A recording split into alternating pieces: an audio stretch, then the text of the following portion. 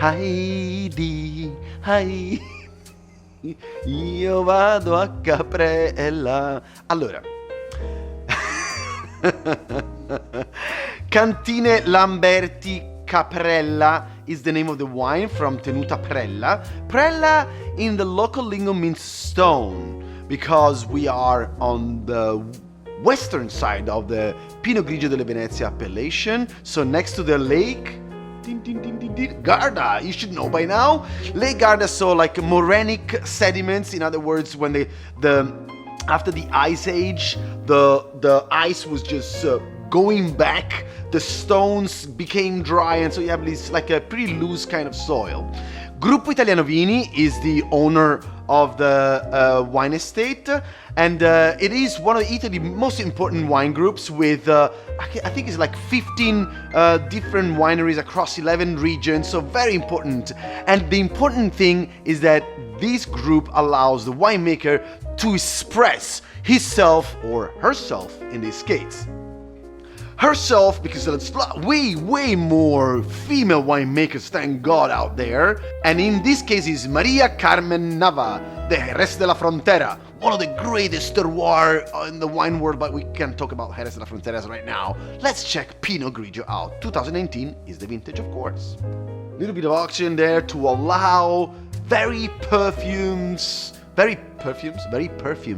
kind of nose. So what I'm saying when I say perfumes, I'm thinking the floral. Mainly is the floral touch that comes out. So quite aromatic. What flowers? You know, you pick one. No, I'm kidding. It's more on the white flowers like elderflower, delicate acacia flowers. As a matter of fact, there's even a little bit of a honeysuckle.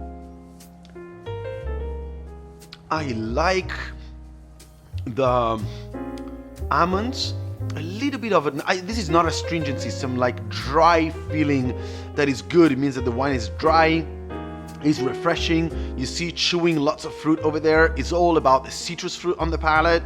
And this is a city. It's very food friendly, actually very refreshing. I get the feeling that I could be like on a boat on the lake Garda, sipping this wine out for the entire afternoon all the way to sunset. How about that? Abele Bolla. What a name! Abele Bolla. It's so beautiful even to pronounce it. Who is Abele Bolla?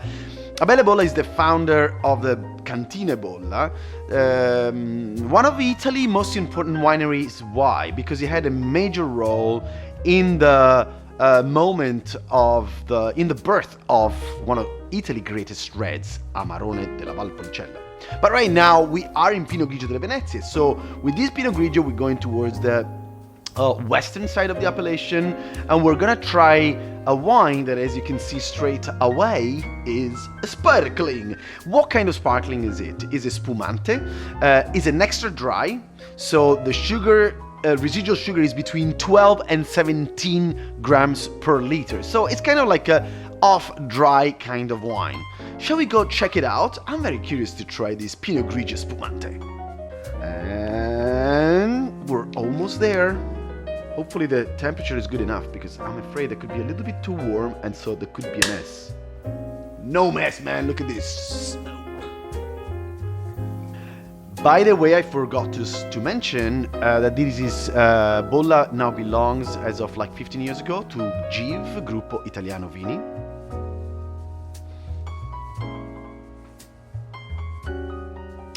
For me, I'm having a combination of like gunflint, apples, and white peach. You know, like I don't know in English, like the flat one. The first time I tried this, we call it the tabacchiera.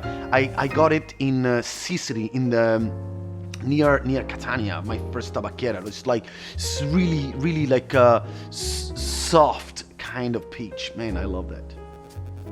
and a touch of honeydew melon. You can tell that there is a little bit some sugar here, but at the same time, right now I'm having the citrus acidity that is cleaning my mouth out. I'm chewing some more fruit. Once again, it's all about the white fruit. Less minerality on the palate that I actually got it on the nose. But this is quite refreshing wine. I think, of course, what it'd be good with aperitivo, 100%. But also, like, if you sit down and you maybe have one of those beautiful fresh summer nights and you're having some grilled fish, you're gonna nail it with this, man. Bosco di Cimioli or Cirmioli, oh, that's up to you to say it. It's a challenge. So, like many of the wineries in this eastern part of the appellation in Veneto, there is a lot of these small group of winemakers, small vineyards that get together because they're too small, and so together they can have maybe a bigger winery. In this case, Bosco Viticultori belongs to the Vivo associations of winemakers that puts together 5,000 hectares of vines among 2,000 winemakers. So like big group. The area is at Treviso. If you've never taken the chance to visit this little town, man, you gotta do it. Like it's the sound of the water mill, you know, like the little streams, like a petit Venice. With canals, so once again the water of Pinot Grigio. And you know what? I feel like I want to be there right now and possibly cracking open a bottle of Pinot Grigio delle Venezie. Oh, I have it in front of me. 2018. So like an extra year of aging here. Spices come through more prominently than the fruit. Nutmeg, a little bit of cinnamon. So on the palate, the wine has got some ripe pears, a little bit of sweetness that comes through. So the wine has got some, possibly not too much, but a slightly residual sugar, citrus acidity, and what else is there? Smokiness. There's a touch of smoke with this 2018 Pinot Grigio. Cantina Beato Bartolomeo. Beato Bartolomeo is clearly a name of a man of spirit, or at least a religious man. Beato Bartolomeo was a Dominican friar of the Breganze area near Vicenza. What does a friar have to do with wine? Well, first of all, friars and monks have everything to do with wine. They are responsible for taking the history of winemaking into modern days during the 11th to the 13th century.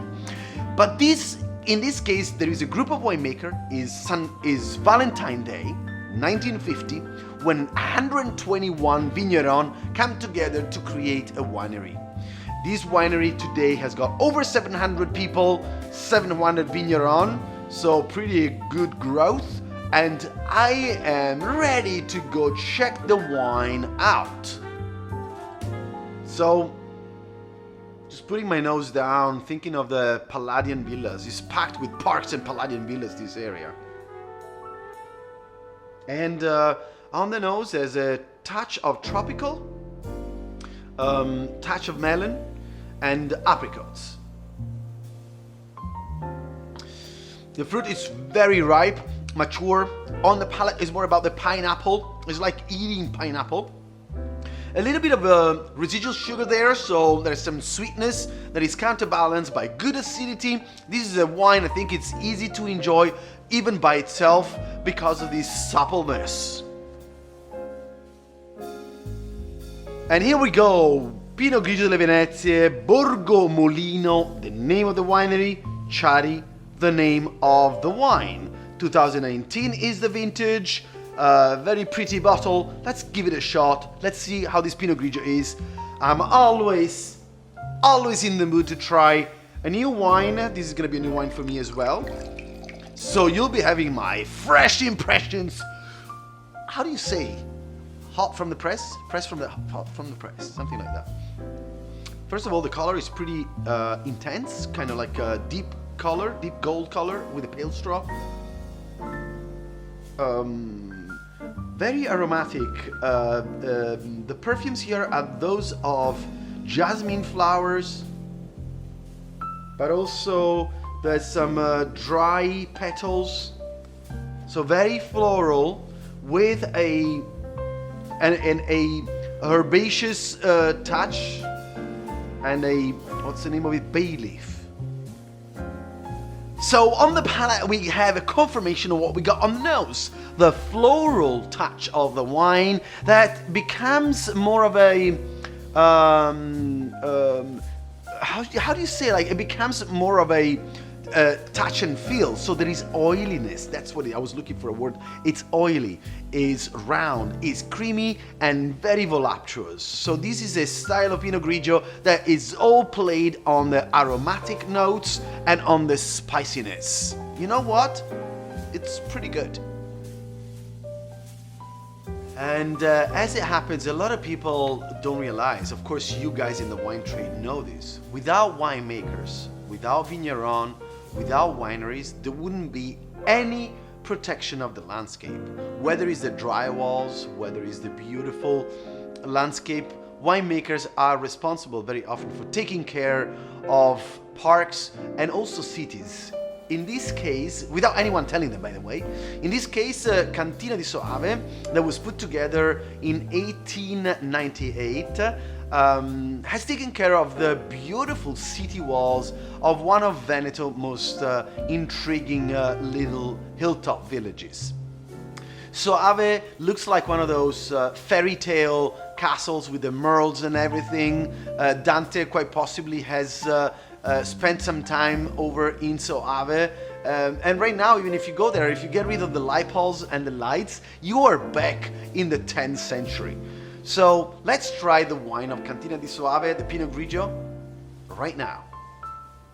All right, so with Cadiz Pinot Grigio from Cantina di Soave, as we said before, we have these ripe pears and a little bit of more melon coming through right now.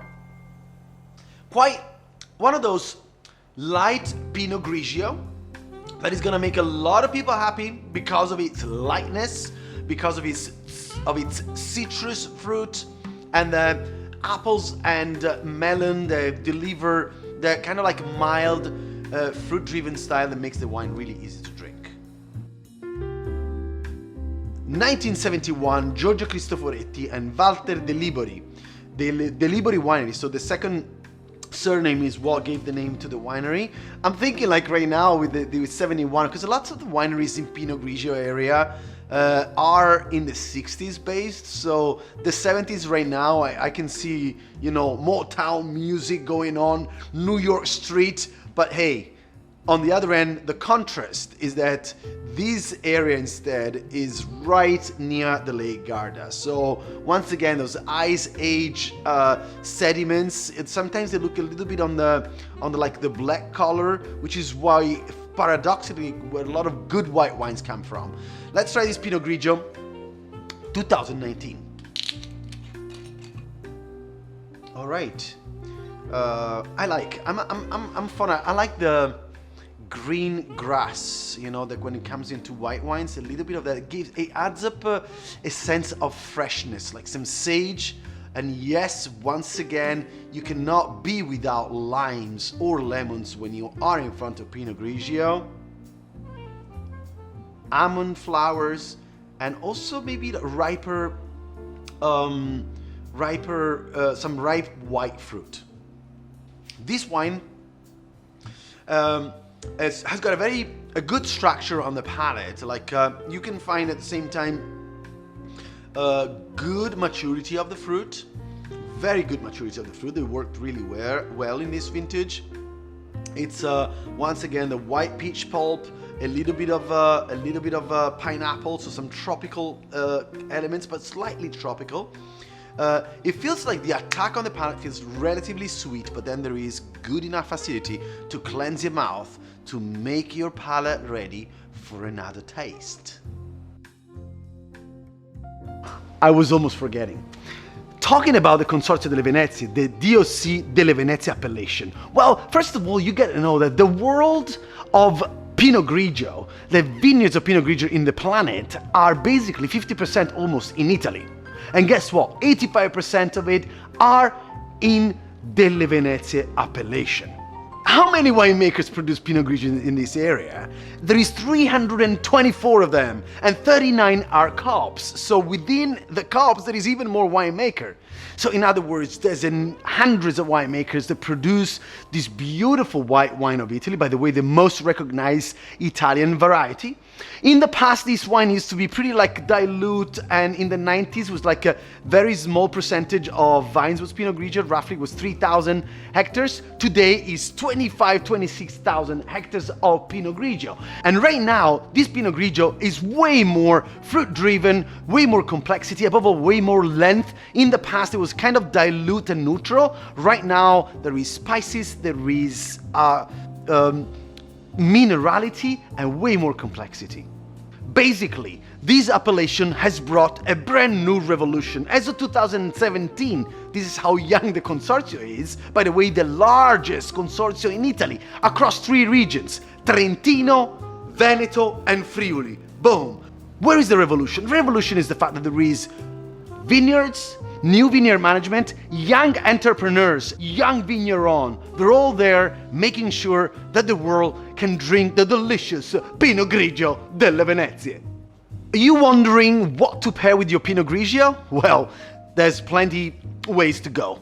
First of all, Pinot Grigio with its spiciness, natural spiciness, is perfect with an aperitivo moment. That's, I think, the best you can do. So like little nibbles of course, like fried fish, sushi, guacamole and chips. I mean, that kind of stuff. I think there is no better variety, no better wine than Pinot Grigio delle Venezie to go for.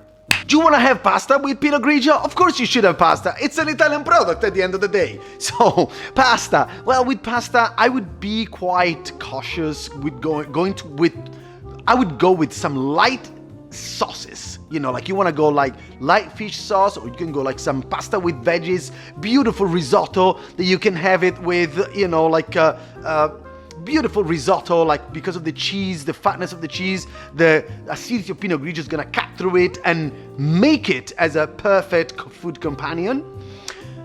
I would refrain from heavy ragu sauces or risotto with, I don't know, like bone marrow risotto. That could be a little bit too much. You need something with heavier body. Main course? Well, main course you can work with, you know, like white meat, chicken, of course fish, but not fish that you're gonna cook for too long. You want something that is like lightly like steamed or baked, and a little bit of extra virgin olive oil, dash of lemon, salt, boom, off you go. Pinot Grigio is basically the ultimate Italian white wine. And what is the Italian kitchen about? Simplicity. 1, 2, maybe 3 ingredients, and off you go.